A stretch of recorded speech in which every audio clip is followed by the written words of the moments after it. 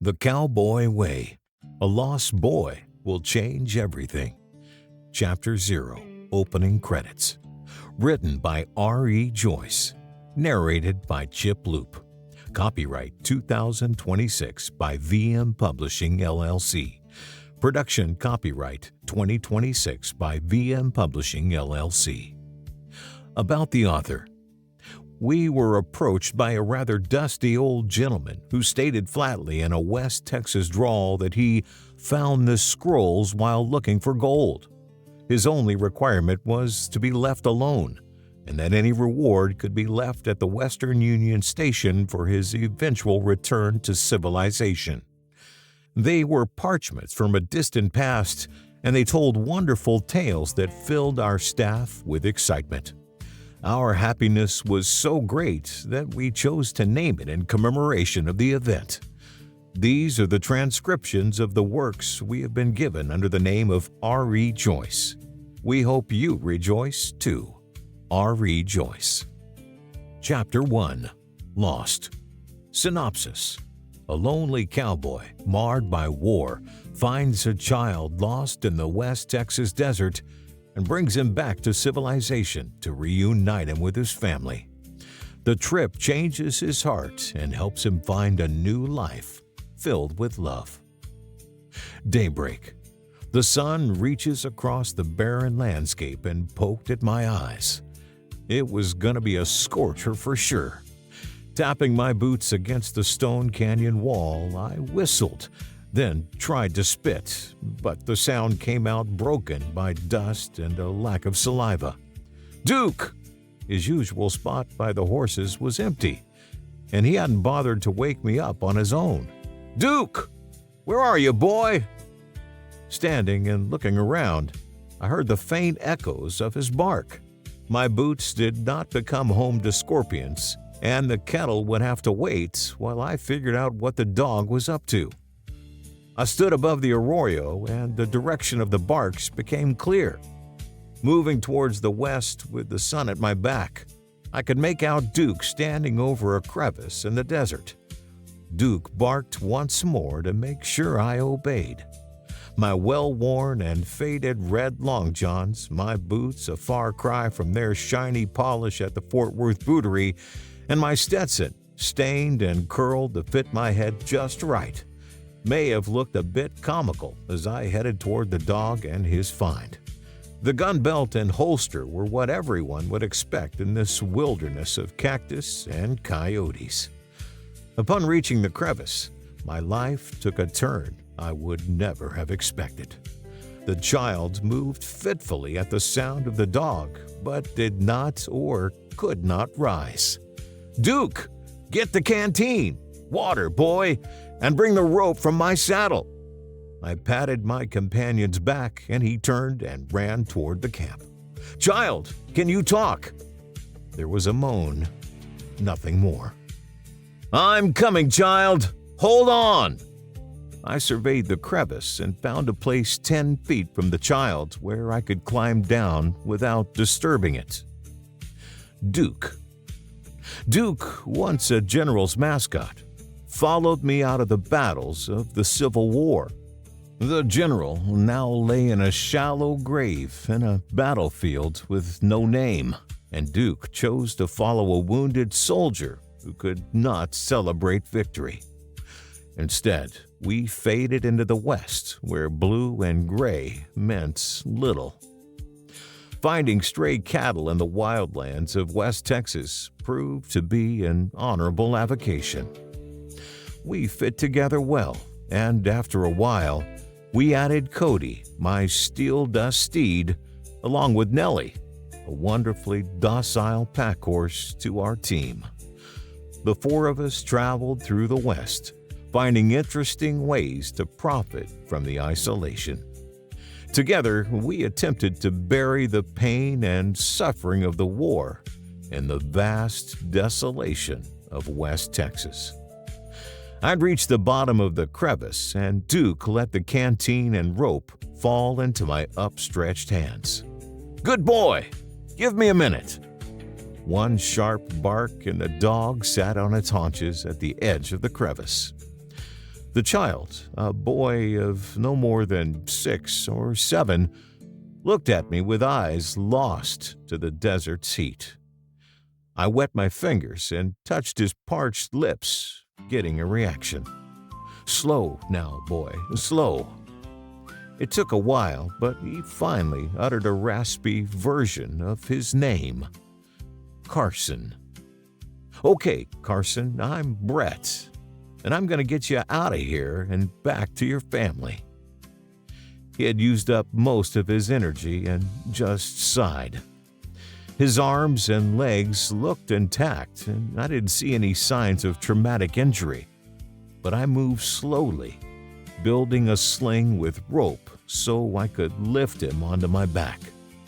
It took me the best part of an hour to climb back out and get the child settled in the arroyo, where my camp and pack animal held small comforts like a blanket and a piece of jerky to chew on. The evening sun touched the western hills, setting the desert aflame and casting long shadows across the ground. It'd be a gentle night, and Carson had eaten a whole bowl of cactus soup and 3 biscuits.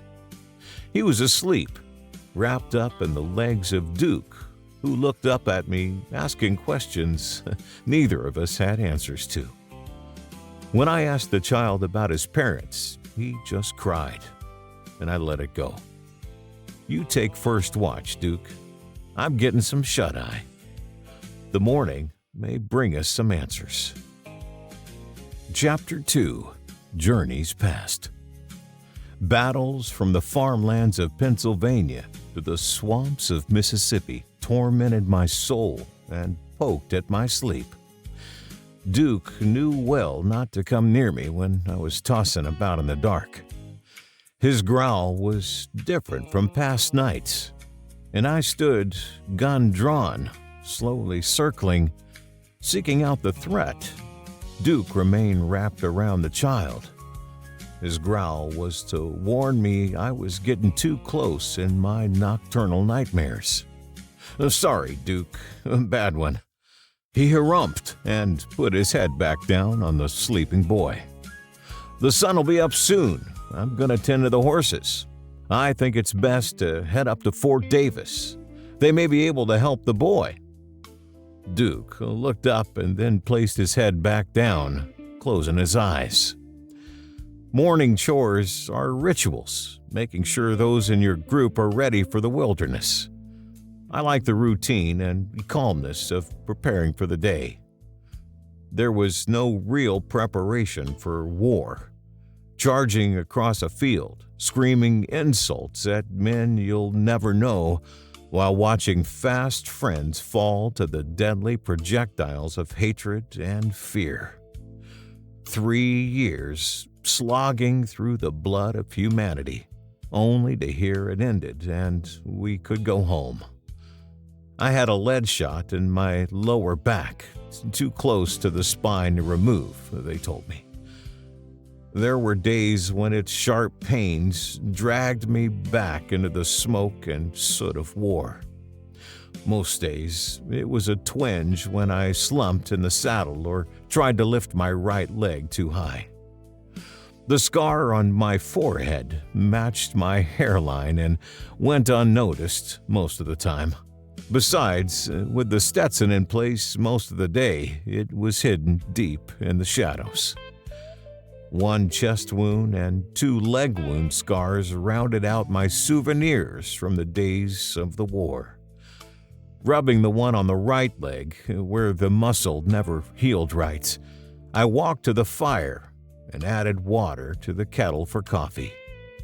Nellie had scars of her own and a slight skittishness around gunshots.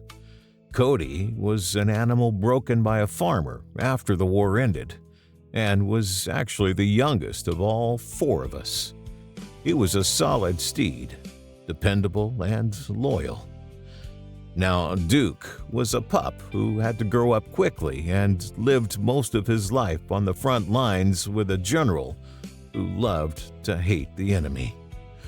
Disciplined and striding in lockstep with the general's coal-colored steed, he survived the bullets, but not the devastation. When the general fell, I was the closest soldier, and he followed me. 1 week later, it was over, and the two of us walked into the sunset, no longer knowing where home was. I have been lucky in finding true companions to fill my life in the wilderness. I am not sure what they needed, but I needed them and the awesome desolation of the desert wilderness in the unsettled West. I guess Duke is the oldest, at least in dog years. His years have not slowed him down, and he loves traveling through the country with Cody, Nellie, and me. We've been out here in the Presidios for a bit too long, Duke. We're running out of cattle. I poured a cup of coffee and handed the boy a bowl of grits. I think we head for Fort Davis and see where we can head next. Duke whined. Yes, the boy will go with us. We may be able to find his family there. Fort Davis. You become accustomed to traveling in the wilderness, and I had a general knowledge of the distance and direction from previous journeys. Our supplies were low, so Nellie could easily handle the boy, and we could make the 60 or so miles in 4 good days, barring storms or other impediments. I would start heading northeast towards a canyon pass through the Davis Mountains, which I used a number of times, and then take an easy trek along rutted wagon paths to the fort. Making 20 miles a day was pushing the animals, and the life we led was not rushed. 15 miles allowed the journey to go by without exhaustion. Setting the boy into the makeshift saddle on Nellie, I asked one more time, "Can you tell me where your parents are?" His tears started again, but he shuddered and whispered, "They're dead." Chapter 3. Sunrise. Sunrise asked the question, why? I was talking to myself, and the boy seemed interested, but did not interrupt my musings. With Carson settled on Nellie's saddle and Cody properly outfitted, I slid the rifle in the leather sheath and mounted.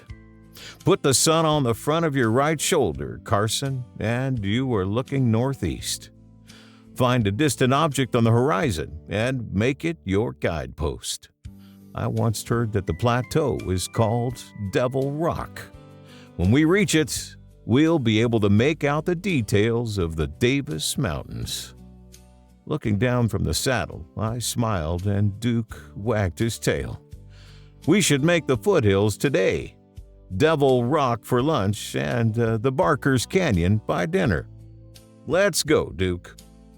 With a friendly yelp, Duke turned and trotted out into the desert in the general direction I pointed Cody. Carson listened to my words and smiled as Duke took off. Gripping the cord I fitted on Nellie's luggage saddle, he shouted, "Giddy up!" I settled into Cody's saddle and placed the golden sunrise on my right shoulder. Duke kept time with the steed, and we walked into the new day. Sunrise always asks the question, why?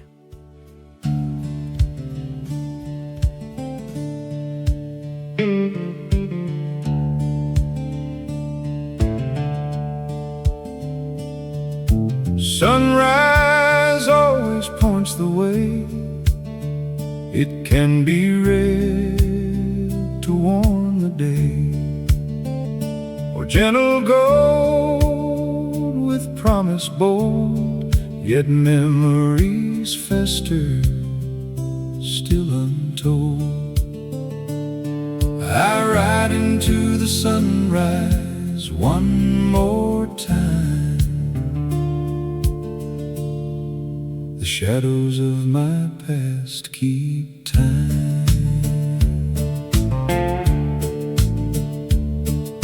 was not my choice to go to war, and I saw things no man should see. The day's new light tugs at my will. Can I find a way to live life free? The desert sands can hold my pains. Desolation is the chorus to my screams. The sun begins the day's routine. Survive, move on with haunted dreams. Sunrise always points the way. It can be read to warm the day, or gentle gold with promise bold. Yet memories fester, still untold. I ride into the sunrise one more time. The shadows of my past keep time.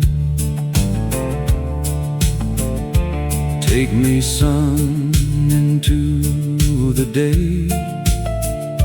Let me find a new way to live,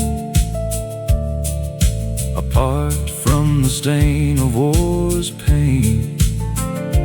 Can my soul the past forgive?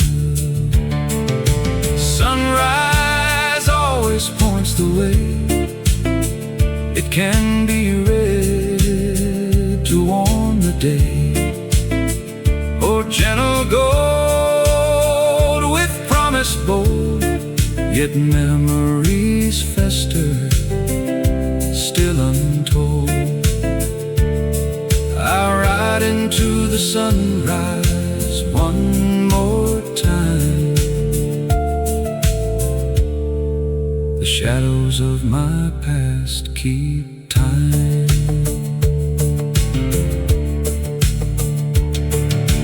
Ride now, ride into the day.